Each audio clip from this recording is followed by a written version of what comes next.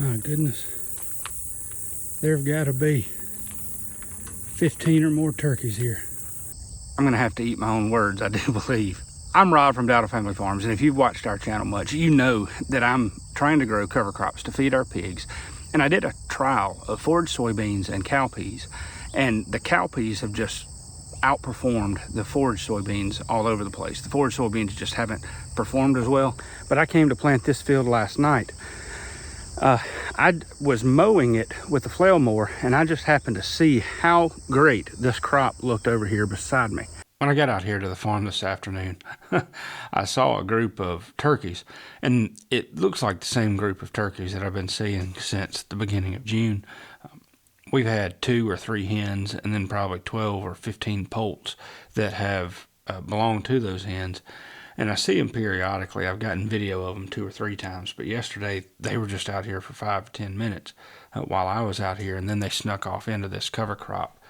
I did not realize how good this cover crop looked until I walked out in it following where the turkeys were going. I was just wondering what they were pecking on and grazing on, and they were actually eating some of this buckwheat, and I'm sure they were eating bugs that were on this cover crop over here as well. But I happened to see this cover crop, and you can see these forage soybeans right here. They're just outperforming what I had anticipated.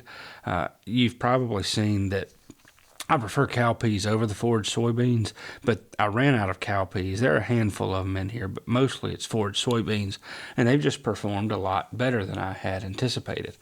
So what I'm deciding to do is actually, I'm going to fence in this 1.5 acre or so paddock. I've got 6 feeder pigs out here. It's not a whole lot, but I'm going to bring the 6 feeder pigs out here to graze this cover crop.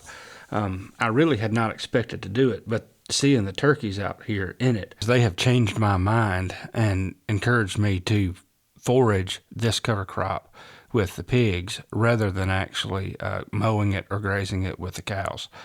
I'm really glad that I saw them, not only because they're really neat to watch and to see, but really because me looking to see what they were eating really has kind of pushed me to look a little bit more into detail about how I can capitalize on this, and feeding those pigs will bring a lot of value to this cover crop. It has not performed as well as the sorghum Sudan grass cover crop has. It has performed more uniformly, interestingly enough, but it may just be because I planted it at a later time of the year, and I'd learned to plant more cover crops more effectively.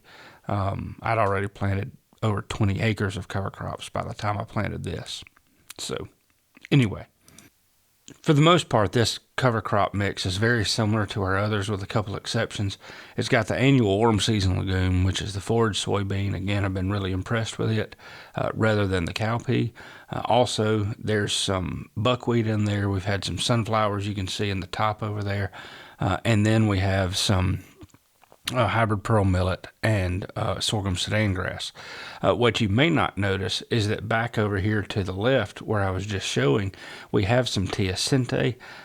Stay tuned for another video on teosinte. That's a whole subject on its own. But it's a predecessor of corn.